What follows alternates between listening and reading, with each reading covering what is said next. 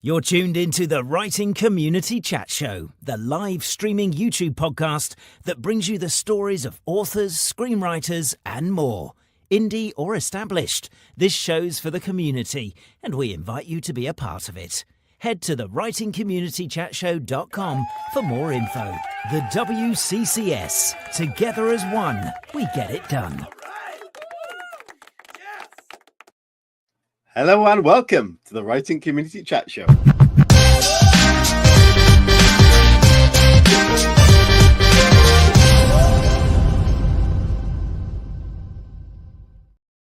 Hello everybody and welcome to the Writing Community Chat Show. We are very excited to be back. It is Friday, all those good things that I say every single week, and we really mean it. It's so great to be back and chatting to you guys and to bring you another author with a great story and lots of tips and advice for you. If it's your first time, my name's Chris. That is also Chris, just to be extra confusing for you guys. But thank you for tuning in. If you're listening back on the podcast, thank you for doing that. And if you're watching back on YouTube, thank you as well. Please do give it a thumbs up and leave some comments because that always helps other people find us as well. And we like to hear what you have to say about things. Chris, how are you doing? Yeah, I'm very good. This is still the week that I'm recovering from being shafted by a Playboy bunny. Yes. Yeah, I mean, at least I can say that now. I had a date with a Playboy bunny and she cancelled on me. Well, apparently not. The show last week was Chris was sat there all alone waiting for the guest who didn't turn up. And there was a lot of confusion in the emails about the links that we sent. And like we do with every guest, and that's the first issue we've had with the guest not being able to get through to us. And I'm pretty sure it was on their side that the error was happening from. They definitely had the information. Ironically, was in the thread that they were talking about. So, it's an unfortunate technical error, I presume. Yeah, but I mean, it's great for me because obviously I get to say that phrase now, and it's true. So yeah, that's something that I can add to it. But obviously, we missed out on a really interesting interview. Getting insight to the Playboy Mansion would have been really interesting. Obviously, talking about a new book would have been interesting as well. It's a very category of guests we've never had. I mean, it could still happen. We just need to make sure things are right. But yeah, it would have been definitely interesting to get an insight on the Hefner world that we have all heard so much about, I'm sure. Yeah. But yeah, other than that, it's been a really good week. Done some things. I wrote a desires list. I ran into a TikTok stream of manifestation. That's got nothing to do with Playboy, is it? No. Okay. No, that was very different. Yeah. Obviously, with TikTok, the algorithms kick in, and if you watch one manifestation video, bang, here's all the rest. So, yeah, I was like, I should probably write a desires list because everyone's writing it. And then on the top of that list, after being rejected by a Playboy bunny, is a Tesla. So I'm hoping for one of them in the future. Wow.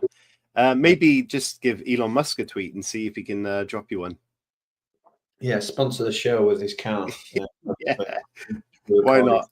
Hello, Halo in the chat. Happy Friday to you. It's great to see you there as always. Chris, other news that we started this week, we launched a Kickstarter. We did. Well, you did, because I have no idea how that works. But I'm very excited by the prospect of that Kickstarter. Not so much by the idea of actually going there and being in a haunted house. That does freak me out a little bit. But yeah, it'd be great if it does happen. Yeah. Well, it was one of our audience, and we consider family member, Anya, who I messaged in the week, and she said it's really cold as well in that area. So not only is it going to be scary, but also cold. So if you don't know about this, and we will leave links to this everywhere, so please, if you can support us, please do so. JD Barker came on the show and was fantastic. Very, very good New York Times bestseller. Amazing books been adapted into movies and all sorts. He has got a new book coming out in May, and through random conversations, we've kind of invited ourselves or been invited, I don't quite remember, to Wood Island, just off Canada, to stay in a real haunted place for 2 days and 2 nights. with JD himself and a paranormal investigator. So we consider this an opportunity of lifetime. You know, going over to that side of the world would be incredible for us. And to do that and vlog it and give you the best possible stupid videos of us being very scared would be brilliant. It would just be hilarious. So if you can support that, thank you so much. And I know some of you already have, so thank you to those people. Yeah, if we can make that happen this year, it will be a great addition to the Crime Writers Festival that we're going back on this year. We've had an invite for that again, to moderate for Pan Macmillan. And and we're also going to London for the launch of that program next month, Chris, which is, again, amazing things happening. Yeah, well, again, on this manifestation journey, I said to you at the start of the year, we need to travel. We need to get out more. And yeah, 3 really good trips there that are not just, you know, pipe dreams, that are, you know, on their way to happening. And yeah, can we promise footage of a real ghost? Maybe. I sure as hell, if I'm going there, I'm going to try and get it. I'm going to take all the cameras, make sure all the batteries are working and everything. None of this, oh, look at that shadow thing in the corner. Like, you see a ghost, we're getting it on camera. Yeah.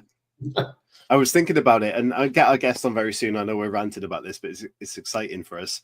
I saw that you can get those EV recorders that pick up voices. I was thinking, can you imagine? Like, just be so funny if we got something even remotely tangible. But there you go. Let's get our guest on, Chris. Otherwise, you know, we're gonna waste a lot of time here chatting.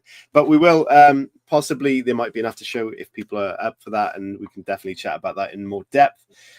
So here we go. Tonight we have a fantastic guest, an author, a blogger, and playwright whose work spans multiple genres, from occult thrillers to paranormal romance, and even a drunken superhero on a quest for justice. His books aren't just stories, they carry deeper meanings inspired by real-life events, proving that all great fiction is rooted in truth. Beyond writing, he's a passionate supporter of the indie author community, sharing book reviews, marketing tips, and writing guides through his Hall of Information blog and Patreon. He's also an accomplished playwright, bringing fresh energy to the British stage with his pantomime adaptations, with thousands of readers, an active social media presence, and a love for storytelling, influenced by legends like Michael Crichton, Stephen King, and Arthur Conan Doyle. He's here to share his story and insights with us. Ladies and gentlemen, please give me a hand in giving a nice big warm welcome to Lee Hall. Hello, Lee. Hello, Chris and Chris. How you doing? We're doing very well. First of all, thank you so much for joining us on this lovely Friday night, and we hope things are well. How are you doing? It's great to be here. No, thank you. Thank you both for having me. Yeah, really good, actually. Really good. I've had quite a productive week. And yeah, just had my 7th BookBub featured deal. That did really well. There was sales coming from all corners of the world, it seemed. Yeah, that kind of crept up on me. I had that booked for a few weeks and it happened. I've been doing some writing as well, funny enough, some playwriting this week. And it's been quite a productive week in that sense. So yeah, how are you guys doing anyway? Yeah, good. I did see your tweet earlier and about that deal. And you've had, I think, if I remember it correctly, around 4,500 downloads. Yeah. Which is incredible. I would class that as a just a bit better than a good free promo. So most of them were free downloads. Then other books in further on in the series I discounted to 99 cents or pence or equivalent, and that drove sales as well. So it's a pretty good number. I count anything over 3,000 downloads for free as a real good effort, basically. Absolutely. And just to have that many people compelled to just click download is kind of something I'm still getting used to now. I've done this a few times now. It's not my first rodeo, but yeah, that's an incredible number of people who felt compelled to just, well, we're going to give that a go. Even if it is free, I mean, that's kind of been one of my tactics over many years, is to interest them with a free sample, and hopefully they come through the door and they stay, they buy something else and they read and they stay. And it's worked well for me. So it has been a really good week in that regard. Yeah, superb. Brilliant. I mean, even if they are free, as you mentioned, I think, as you said, there's a big accomplishment to get them to download the book, but also you may get a bunch of reviews from that, which will inspire other people to pick it up as well. So the knock-on effect is huge, I think. Yeah, definitely. I find basically BookBub have access to what I call higher end readers, who are readers who tend to review.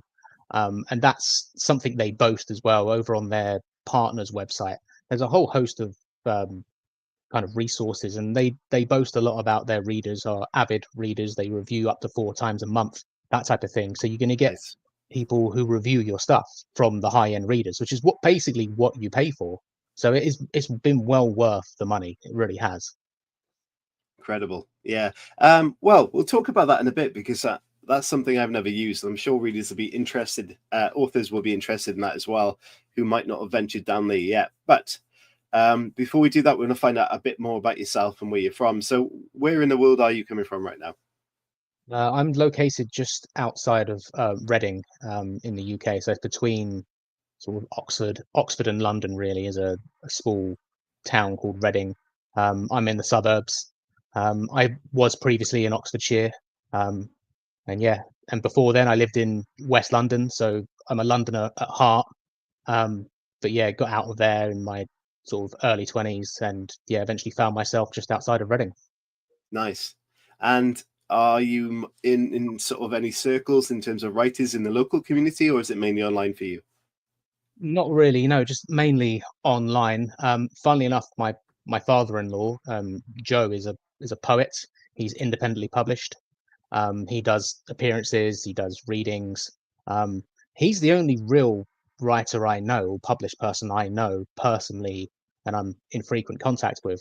Everything else is this network of wonderful followers and community of writers that I've connected with mainly through Twitter, and a few other spaces online, through my blog as well. And yeah, I mean, the writing community is definitely a force for good, and it's something I'm a big believer in. Having companionship on this journey, you know how hard it can be sometimes with writing. We have to go away, sit in a corner and be alone to write, but then the part afterwards, why not have some company? Why not embrace others who are going through similar successes and struggles? Because you learn so much from other authors. You could just put out a question from something, for anything, any problem you have, and I guarantee there'll be an author out there who has dealt with what you have faced. And based upon that, my following has grown over the many years on Twitter, and it's been inspirational, basically, to be a part of the community. It's kept me going. It's kept the doubt away so many times, and just to know there are others out there really is nice to have companionship on this journey. Yeah Fantastic. I like that. Okay, what we're going to do, we're going to play the first clip video, which is the road to writing. So when we come back from this very quick video, we're going to kind of learn your inspiration journey and how things started for you. So I'll play this very quickly and we'll get on to the road to writing.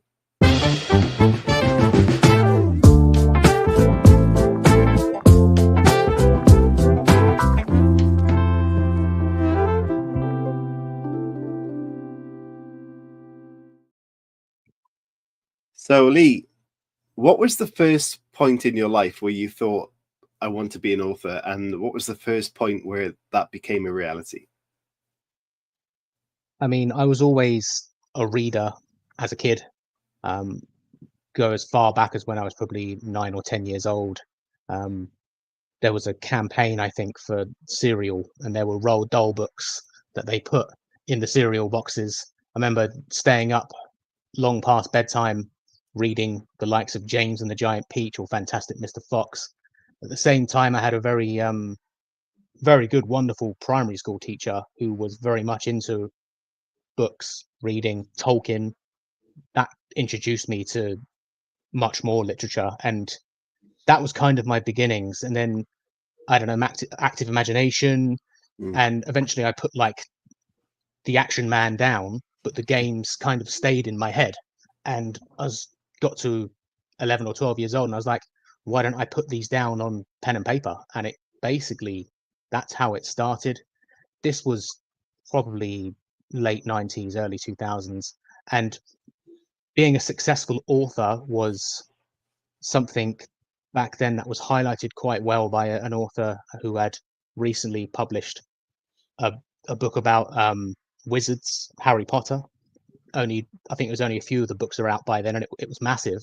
And that really kind of propelled my dream. I thought, well, I could one day have success like that. Maybe my books could be converted to films and be blockbusters or whatever. And I was only 12 years old at the time, and it was a Sunday rainy day.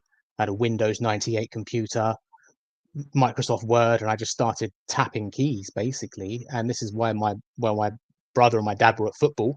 I would stay at home and write, and that's how it started basically. And it wasn't really for a long time after that I finally started taking it seriously. I dabbled in and out of writing between then. I should have been studying for my exams when I was 15, 16. I chose not to and chose to write instead. I find that is worth it now. It probably wasn't back then because the grades did suffer. But I've still got the notepads. I've still got the Tesco Value notepad full of my sci-fi stories about robots in the future. I plan to one day publish them. I plan to one day do that. That is what this journey is all for. It's for that first story. And yeah, that's kind of where it began. And it wasn't a few years later, I was in my early 20s really, when I finally decided I've done the reading, I've lived a little, maybe it's time to try and do this. But I did always know from the very start that writing a book is a pain in the ass. I knew that from the start.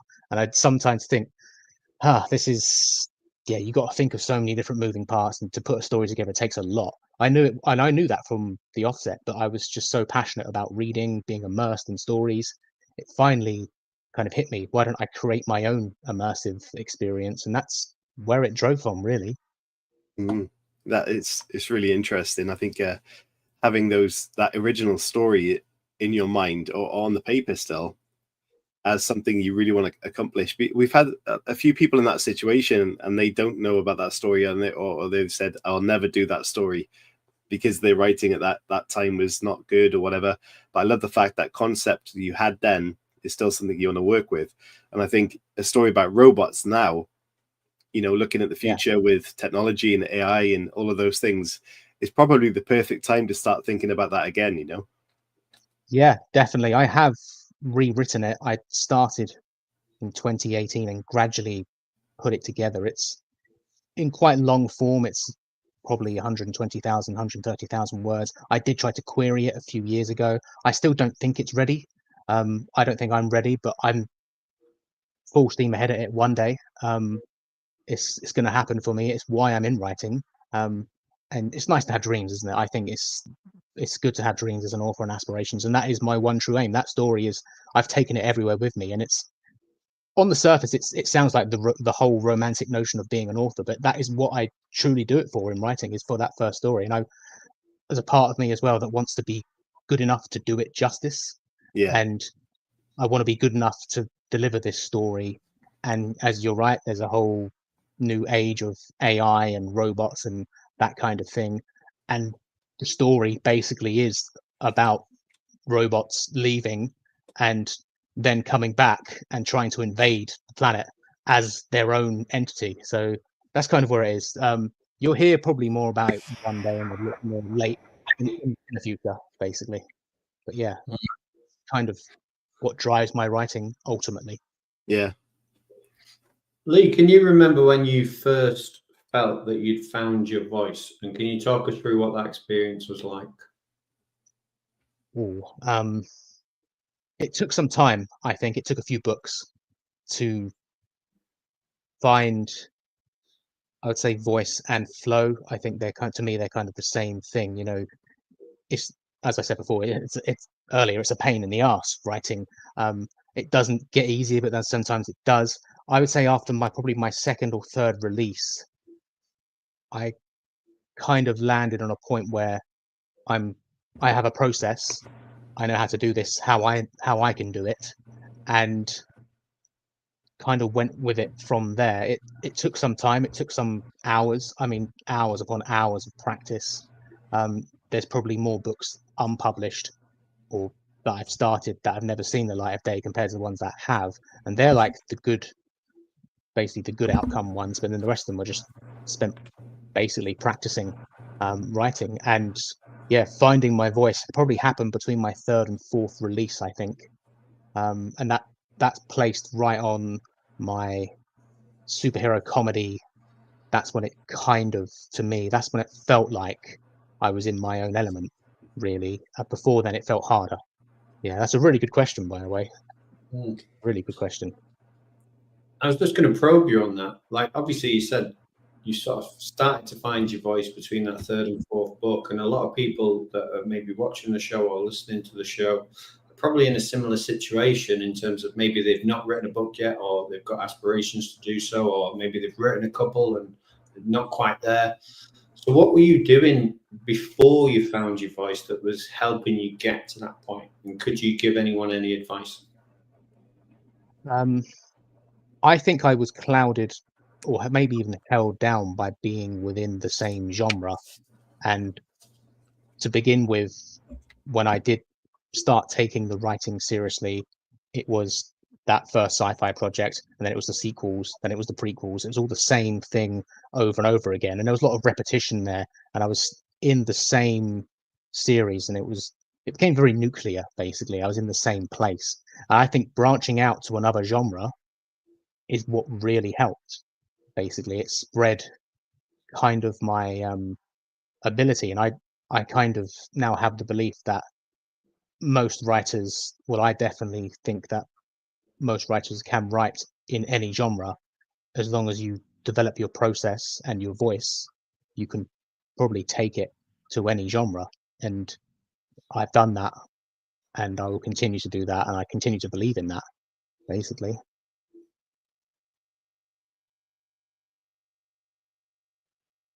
Agus muted himself.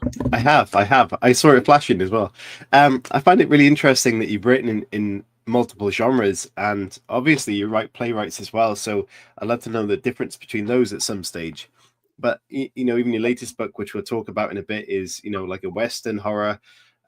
So, and you've mentioned comedy, superhero comedies, and paranormal romance. So, why do you feel like you're drifting through so many different genres? And is there one you feel like you will settle on at some stage? Yeah, I mean, my home genre will always be probably sci-fi and horror and now comedy.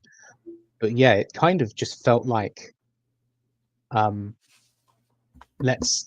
what's next, basically. I've done this now, what's next? I want to try and experience as many things as possible. And I'm not as kind of nuclear about it now. I keep using that word nuclear, but I'm not as like directly addicted to it. I got kind of bitten by the writing and publishing bug and got addicted to it quite quickly, got hooked on it. And so for the 4 or 5 years, I was just kind of focused on churning out books, and going as many different places as possible, going to many different experiences in my life as possible. And they all come from different corners of my experience in life.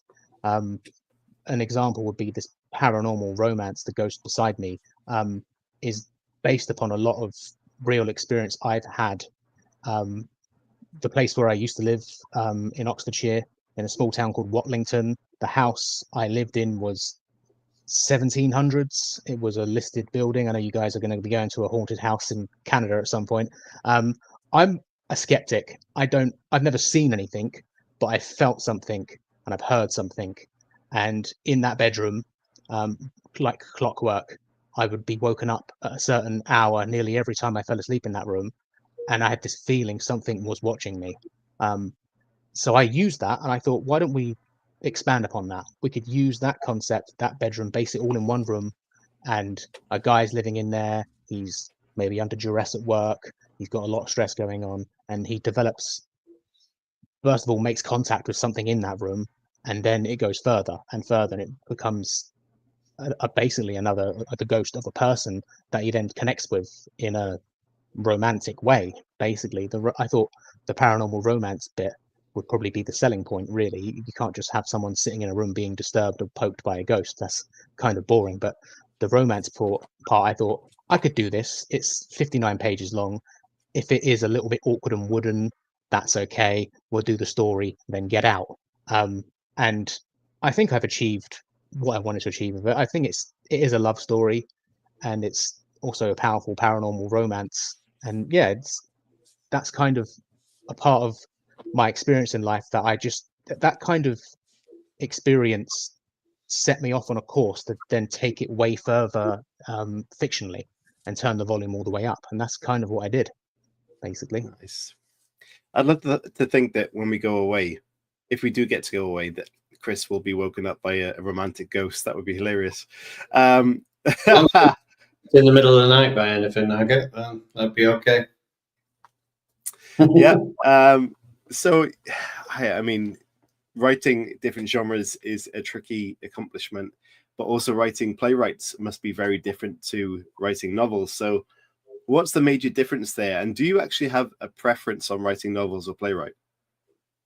I'm more of a novel. I prefer novels. You can basically explore more of your writing ability with a novel, whereas most of my plays are essentially just dialogue, and they're all dialogue based. And I'm 6 or 7 plays in now, and I really love writing them. I write them for my local drama club. I've written pantomimes. The first thing I wrote was a 1-act comedy. It was basically a murder mystery comedy. It was like the British version, fast version of The Naked Gun, basically. It was silly, it was stupid, but it was fun, it was freedom. The drama club I belonged to was so good to just let me cast all of my friends in this show, and we had a good time doing it. But then they trusted me later on to do pantomimes, which is kind of their bread and butter. They're a non-profit, but they make their money to pay the rent, pay for the lighting, tech, costumes through pantomime. So they entrusted me to write a pantomime, which I did, and I've done 6 or 7 of them. And well, the key difference between novels and pantomimes and plays is basically dialogue. And in the last few years, the demand has become more towards plays, because I've kind of, I wouldn't say got bored of writing books, but I've been writing less books, and my attention more has been on plays. So I've then come back after a few years away from publishing books and released Last Outlaw. And one of the key compliments I've got in many of the reviews is that the dialogue is really good. So I think basically the dialogue muscle of my writing persona is being flexed by writing these plays. And a lot of the work is not really done by me in the play. I write the script, put the stage directions in, put the various cues in, but then leave it to them, and my work's sort of done. And whereas a novel, you're kind of taking the reader all the way through the experience, whereas I kind of put it down and give it to the performers to be in, and then the director will direct it, and it will be a success, and it will be it's a very, very weird thing to do, watch your writing come to life. It's still something I'm not used to, even though I've seen it so many times.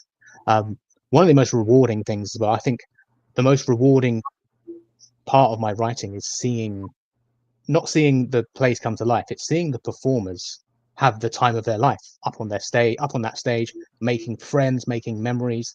That's the bit I enjoy seeing, and that's driven by a story I've written. That's wonderful, basically. Yeah, that is incredible. Yeah. It sounds fantastic. So as a master of dialogue then, what tips can you give someone that may be struggling or wants to improve on their dialogue writing? You have to act it out loud a lot of the time. You have to talk to yourself.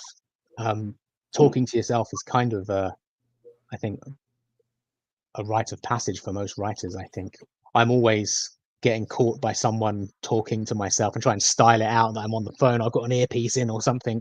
That's a big one. Talking to yourself, acting out the dialogue as well. I watch a lot of films, TV. There's a lot of good shows of good dialogue. Most writers are in writing because they were inspired by something in that regard. And yeah, dialogue is found in so many good TV shows and films. Like high-end stuff, we're talking like a Martin Scorsese film. I mean, the dialogue second to none in some of his films. And then TV shows as well. I mean, you look at like Breaking Bad. That's a brilliant TV show where the dialogue is exceptional. Downton Abbey. Not a massive fan of it. It'll be on in the background here at home, but you can appreciate the dialogue, and it's watching other people, learning from watching, basically. And talking to yourself a lot. So Lee, tell us a little bit about your process. So first of all, what does your day-to-day look like? And then what makes an idea worth writing about for you? Well, my day-to-day, it's taken over a lot these days. The last few years, it's been taken over by I'm not going to say this is a bad thing. I don't think it is. I think it's great. But my social media following and my social media presence takes up a lot of my time. My blogging endeavors and my reading, that takes up some time. Again, it's all stuff I enjoy, so it's fine. My Patreon creation as well, that takes up a lot of what I do. I still get time to write. I still do. If I'm writing a project, I will make that my priority as well. And what was the second question? Sorry. Just what makes an idea worth writing to you? Like, obviously, if you're somebody who has an active imagination, you've got loads of ideas popping up all the time. What makes you go, oh, I'm going to write about that one and just put that one on the back burner for now? Basically, an idea will have to stay with me for an extended amount of time, and then it suddenly becomes compelling to me. If it's in my mind for a while and it's starting to bug me, and then it will start growing to the point where I'm going to start forgetting how much this has grown, so I need to now write it down. And that's basically the point. And I'll either write down just basic plot points and put it away, or I'll just start writing it then if I'm not currently writing anything. I'll just decide after so long something has been in my head and it grows basically. If it keeps growing to a point where I can no longer control it, I have to put it down on page. Nice. Is that similar for you, Chris? When do you think an idea is good enough to go with? Yeah, I mean, obviously I asked the question, but I don't have a response. Normally I'm quite the opposite. Like if I have one idea, I'm like, oh, I'll write that. And then now I've got like 2 books on the go and I can't have any other ideas because there's nothing that I can entertain at the minute until they're finished. So yeah, I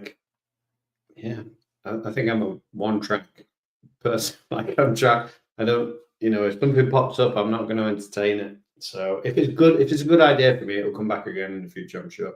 Yeah, I'd like to know the answer to that from people who may be watching or listening. When do you think an idea is good enough to go with? I think what Lee said is very similar to myself, where it's in my mind and I'm obsessed with it, and then that's it. Okay, what we're going to do, Lee, is we're going to go into part 2, which is what's the story.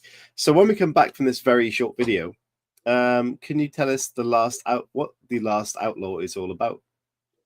Yeah, of course. Excellent.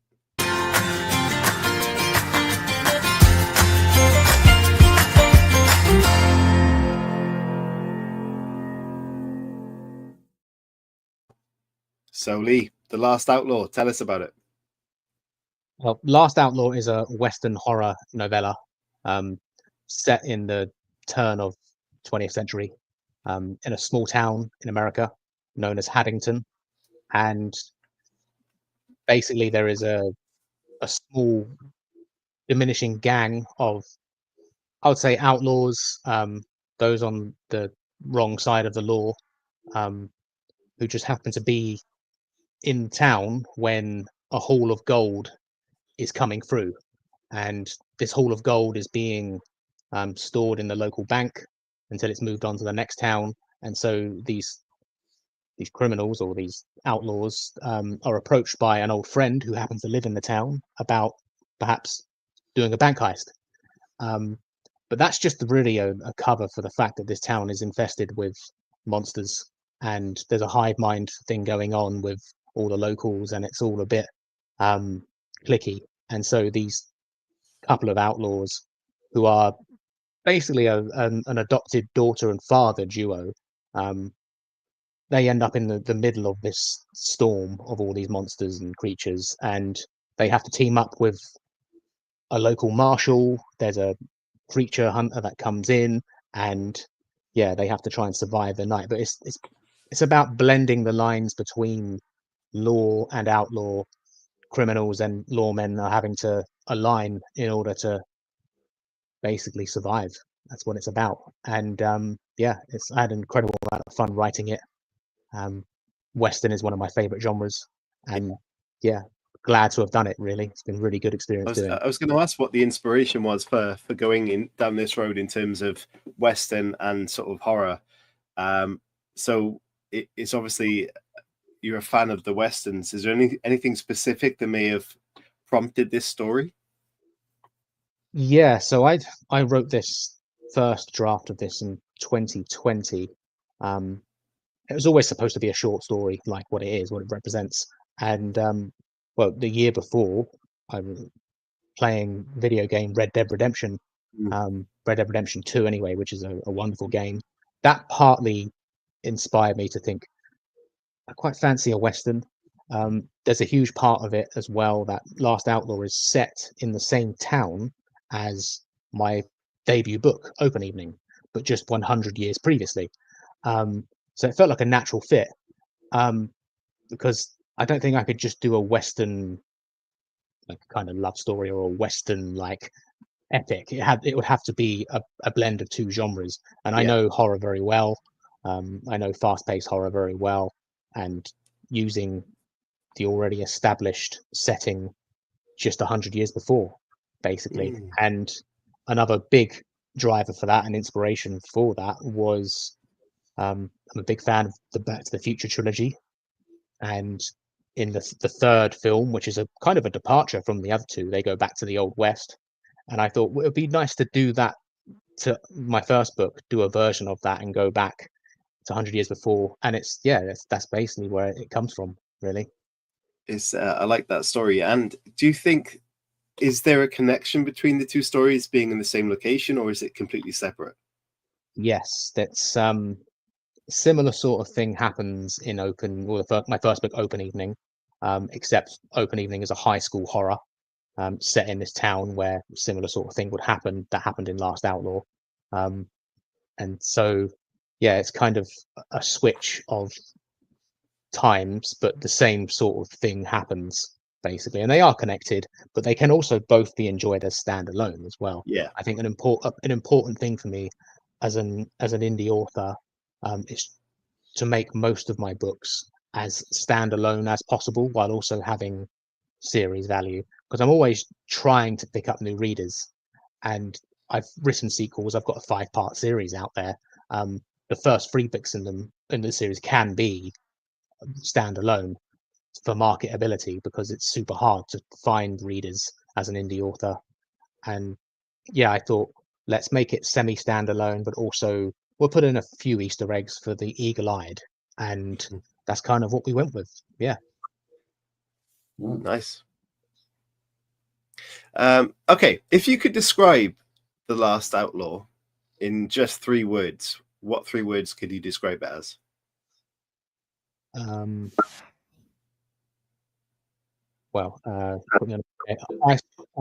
Shadows and horror.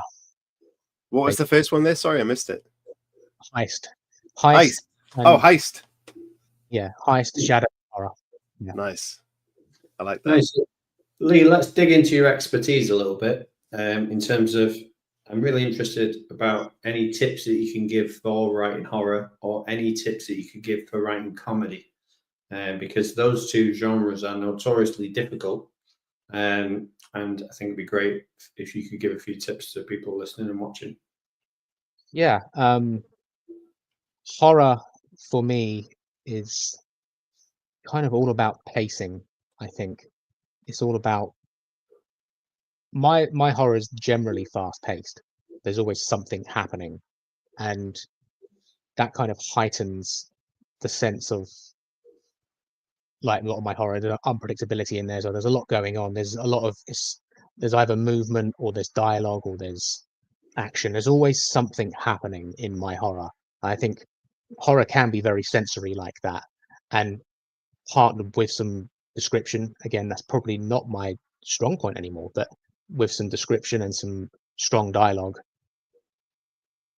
you got a good chance of telling a good horror story. And like a lot of my books, they're all rooted in some kind of truth.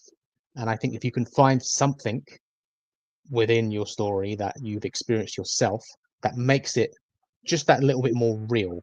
Like it could be just an emotion, it could be a person you've faced, it could be a situation you've been in yourself. My debut book, Open Evening, is based a lot on my school days, basically, and the politics of being at school. And that kind of makes it a real place to be. So it's a real setting, but then obviously there's monsters and fantastical creatures and stuff like that. That's the fictional element. But as long as there's something within to make it real, it will basically hook in readers. It will make them think there's something in here that's real. And you could probably say the same about comedy as well.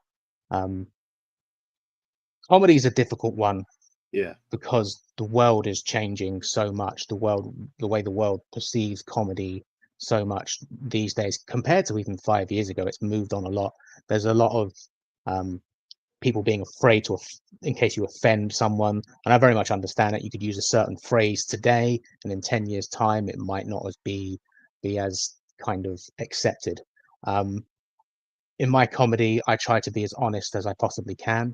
Try to be as sort of quick-witted as I can as well in terms of dialogue. Lots of backwards and back and forth. It's kind of hard to describe how to achieve comedy, but I think you can find humor even in darkness. You know, there's always something to laugh about, even if it is a real sad situation you're in. There's always reason to find laughter. And I mean, the key reason why I wrote a comedy was to come away from the heaviness of thrillers and horrors and just have fun. Basically, if you can find something that's fun in your writing, it will flow. Yeah, do what comes naturally. Basically, with comedy, it's I've always thought the best gift you can give someone is making them laugh. And over many years, I've had lots of practice just sitting round a dinner table, just trying to make fun of myself. And yeah, comedy is a gift. And I think even today, I mean, my comedy plays, they're pantomimes, so they are a British institution, which helps. But you know, the gags, the one-liners, they're still very modern, and you can still get away with digging at yourself or digging at the local politician or whatever, as long as it's not too heavy. And yeah, just go for it, basically, in both genres. Just another question on that, because I feel like we're getting somewhere with the insight. Are you ever afraid when you're writing the horror, and do you ever laugh when you're writing the comedy? And I know it sounds like a bit of a strange question, but when I find that I've attempted comedy, I've gone, oh, that's funny, and I've written it down, and I've not necessarily laughed at it, but I know somebody else will probably laugh. Does that make sense? Yes, it does. There will be one or two lines in a script, I say, that I will find funny, and I will laugh out loud at them. My granddad Ray, God rest his soul, he's no longer with us. He was renowned for laughing at his own jokes, and I'm exactly the same. But not everything will make me laugh. And it's sometimes unexpected what the audience actually laugh at too. And there's stuff that you think is a bang-on gag that I love. It's my type of humor, and it's crickets in the audience. And I mean, at that point, I feel so sorry for the performer who's thought this is going to work.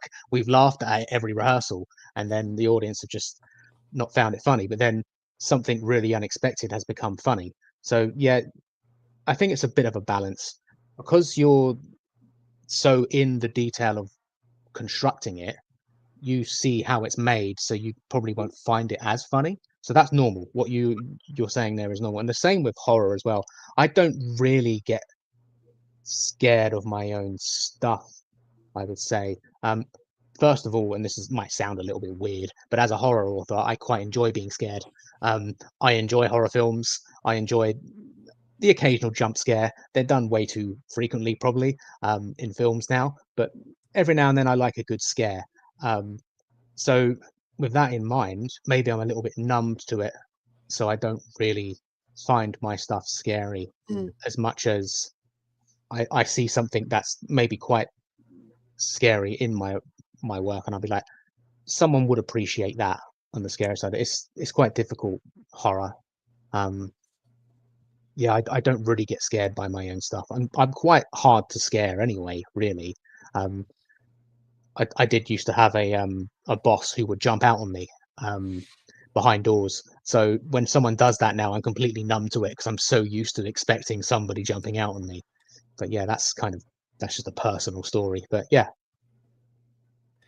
I don't think I can ever get used to that. A similar situation in work for me. Someone keeps jumping out on me, and now every time I come out that door, the same door every time, he's like, "Well, I'm not going to do it again until you least expect it." So, I expect it every single time. I can't help it. Halo says, "What do you get when you cross a writer with a deadline? A really clean house." yeah, that's relatable. Very relatable. Yeah, definitely. Yeah, jokes. Very difficult to write in horror. Yeah, I agree. What we're going to do very shortly is move on to part 3 of the show, which is where we ask Lee our staple questions. And if you have questions for Lee as well, please put them in the chat now, and we will try and get around to them as well. So before we move on to the staple questions, Chris, do you have any more questions? And in fact, I know you've got a blog as well, so I think we might be able to get some more tips out of this. Yeah, I suppose the last question I've got is, who would enjoy this book? Who would enjoy it? What, Last Outlaw? Yeah. First and foremost, fans of Red Dead Redemption would definitely get something out of it. I've compared it also to another video game, The Last of Us, because there's a dynamic within the book of an adopted father-daughter relationship. I think anybody who has been in a situation when they have been, say you're a young person in a workforce and someone older has just been deliberately crappy to you for no reason other than your age. This is very specific, but it's part of one of the experiences in my life I've had when I was an apprentice. I was an apprentice electrician, and there's a generation teaching you. Every now and then someone will say, "Oh, you don't know you're born," and it's okay, mate, I'm just trying to learn my trade here. Please stop chewing me out. But there's a part of that's being sort of giving the next generation a chance, because in the book there is a bit of a coming of age situation where this adopted father must kind of let the daughter go and find her own way. And basically anyone who's been in that situation, from friends to parents, it definitely appeal to them. Now, of course, there is also the fast-paced horror element for anybody who enjoys creature features. People who enjoy aliens would definitely enjoy Last Outlaw. There's a lot of that dynamic in there, a lot of the shadows, a lot of that kind of thing. And we could even go old school, and for anybody who enjoys the likes of Bram Stoker's Dracula, there's a very specific character in the book who would do very well in that environment, a very Van Helsing sort of style character. So for anyone who likes that sort of traditional literature would enjoy Last Outlaw, I think. Yeah, I was definitely getting Dracula vibes, and for some reason when you were talking about it, I was like, that does sound like there could be some creepiness going on. And when you mentioned it before, sounds great. Amazing. Thank you. Okay, what we're going to do is move on to part 3 of the show. Community questions. We'll ask some staple questions, and if you have questions for Lee, send them in now. If you're watching it back or listening back, I'm sure Lee wouldn't mind if you sent some questions his way on social media, or to us, and we can pass them on, and we'll try and do that if we can. So here we go. Community questions.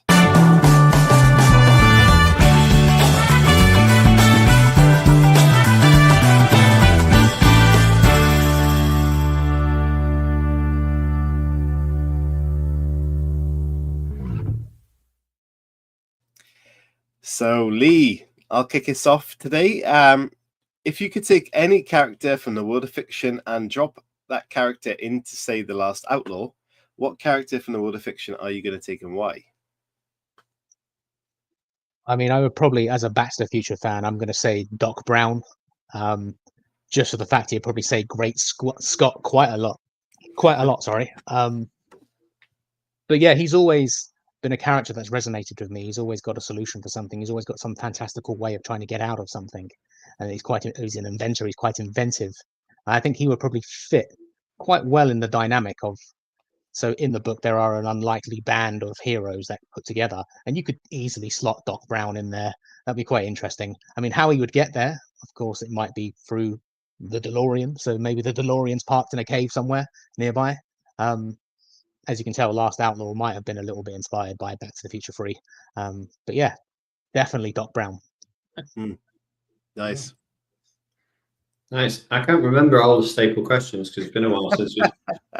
I'm going to throw a different one at you that I literally just thought of. If you could give somebody a must-read book and a must-avoid book, Ooh, what 2 books would they be?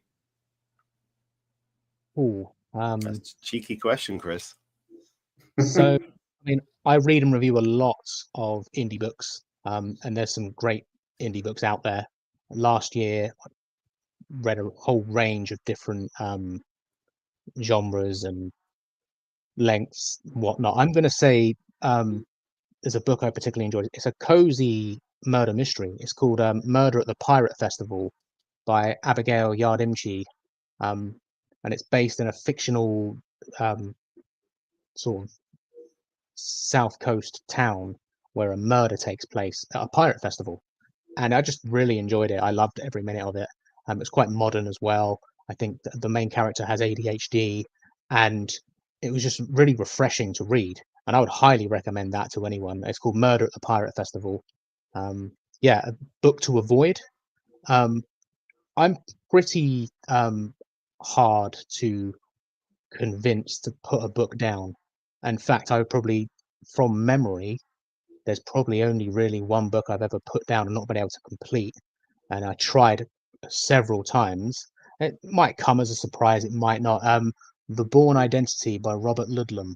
I just could not finish it. I could not get into it. No matter how many times I've tried a lot, I've still got the copy and I've still tried. And I just cannot get into it. I don't know whether I get bogged down in it. I don't know if it's boring, if it's just not something not resonating with me. But that is, yeah, the one book I could never been able to finish, basically. Yeah. Wow. Good answer. Good recommendation as well. I think I might check that out. Okay, if you could take the ending of anything fictional, be a TV show, a film, or a book, and change the ending, what ending would you change and why? As a huge Michael Crichton fan, I would probably, and this might be controversial because Jurassic Park is a masterpiece, I would change the ending of Jurassic Park. I would make it more true to the novel. And now the novel is way more hardcore than the film. The film is more of a family fun adventure compared, but the ending kind of hammers home the threat of one particular species of dinosaur, the velociraptors, who basically are way more intelligent than people realized, and they've grown in their numbers, and they've basically about to take over the island, obviously before it gets napalmed essentially. So I would have done something probably like that with the ending, but then you probably have to change the rest of the film as well. I'm not going to criticize the film at all.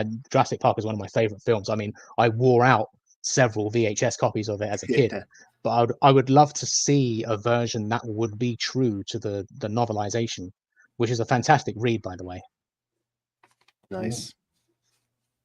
I would like to see that as an ending. It would be good. Okay, a couple of questions from the guys in the audience. Anya, thank you. Do you think the TV show Firefly would work with horror vibes? Yes, God, yes. I mean, it's kind of there in some of the episodes. Is it All Out of Gas when they're running out of air on Firefly and it's all getting quite desperate? That worked really well. A lot of tension. Yeah, and the final episode as well, when the bounty hunter comes on board and starts picking off the crew. It's near enough already ready made, isn't it? You could a space type horror would really work with Firefly. Definitely, I would love to see that. Yeah, Serenity was kind of spooky-ish. Okay, thank you. And Halo says, which of your characters is most like you? Great question. And which is most unlike you? Wow, that's a great question. So there are a lot of characters that have similarities to me, or there are different versions of me. I would probably say the character that is most like me is Kurt Wiseman from The Teleporter, my superhero comedy, the main character. Very much a slouch, like what I'm doing now. You probably can't see, the camera is not showing me currently slouching. Into his vices, very addictive nature in his personality. That will kind of sometimes be a good thing and a bad thing. Like him, I got addicted to yoga, which was really good for my back. But then, you know, I also have had so many other issues of, I mean, my 20s died a very slow death. I shouldn't have been kind of going out as much as I did when in my late 20s, and very much like him. Yeah, that's definitely, Kurt Wiseman is definitely me, basically. There's more of me in Kurt Wiseman than anywhere else, any other book. Probably the least like me characters. That's a great question as well. Trying to think. And yeah, I mean, there's a wide array of books. I'm probably going to say Edward Neville, who is the main character of my paranormal romance, The Ghost Beside Me. Yeah, I'm probably not anything like him compared to any other character. He's very introverted, to the point where it kind of becomes, I don't want to say destructive, but a point where he's unable to talk to people because he has got no confidence and stuff. I mean, I used to be like him probably, but I've evolved. Doing stage work, being on stage has given me that confidence in life to talk to people and be able to do this kind of thing. I never would have imagined I'll be able to do this 10 years ago. So yeah, I'm going to say Edward Neville. Great question. Nice. So Lee, if you had to transfer one of your novels into a play, which novel would you pick and what would you do with it? So I would love to do The Ghost Beside Me. So paranormal romance. The story is pretty much based in one room, so there'll be one set. I have thought about this. I thought about doing it as well. I might eventually do it. The way my local drama club works is that we do 2 productions a year, but there's a lot of performers. This would only have 2 or 3 performers in it, so it'd be very much like a side project for the club if we ever did it. And it would be set up. The bedroom will be set up on stage, and I always like the idea of, because in The Ghost Beside Me, I don't want to give a lot of it away, but the ghost, Molly, lies next to Edward in bed on a stage that wouldn't be too visible. So I'd have the bed basically propped up. And so they're face to face on stage in a bed, and it'd be quite a visual thing. Dry ice, that type of thing, some cool lighting, a few effects. I would probably also expand on it a little bit more and make it a bit more horror as opposed to just paranormal. There isn't really, I'm a horror author, so I'm kind of numb to it, but currently in its current form it's not that scary, but you could make it a lot scarier, and I would definitely try and go towards sort of direction of The Woman in Black, that type of haunting. I would put a bit of that in there just to give the audience a good scream, basically. Nice. Brilliant. Chris, ask the looking back at your life question, and then we'll wrap it up as we're hitting the hour mark very, very shortly. So you're on your deathbed, you're looking back at your writing career. What would you be happy with? What is success to you? Being able to do this for as long as I can and get something positive out of it. I think ultimately there are so many wonderful things that come from writing that you can get out of writing. But to me being at a laptop, pecking away, putting out a story, putting a story together, that's what I want to do with my life, basically. And that's what I am doing around work. I have a day job, of course, but to be able to do that for as long as I possibly can, and for as long as I can keep the passion for it, and as long as it can always be something I get positivity from, that's basically where I would like to leave it with, basically. Nice. It's a great answer. I love it. Thank you. Okay, finally, before we do finish this off, and it's been a wonderful conversation, where can people find out more information about you? Where can they find your blog and follow you on social media? So you can find me predominantly on Twitter at L Hall Writer. You can find me on my blog, my Hall of Information blog. It's leehallwriter.com. I'm also on YouTube and Patreon as well. Again, they're the same handle as my Twitter at L Hall Writer. Yeah, that's pretty much Brilliant. Amazing. Thank you very much for everyone that tuned in and your questions. There were some brilliant questions in the chat tonight. As always, I want to say spectacular show. Oh, thank you so much, Halo. Your spectacular support. Thank you. Yeah, brilliant. Have a very, very good weekend, and we'll see if we can get more information on Lee in the description, and there's links to the website and all that good stuff. Look out for the tweets and the promotions about the Kickstarter. And look forward to next week's show as well. And we'll see if we can reunite Chris with the Playboy Bunny interview. We'll see if we can make that happen again, just out of entertainment value. But yes, thank you, everybody. Lee, thank you so much for being here and sharing your story with us. It was great. Thank you for having me. It's been nice to connect with both of you. Thank you for the opportunity. You're very welcome. For me, it's goodbye, and all of us, have a great weekend, everybody. Bye.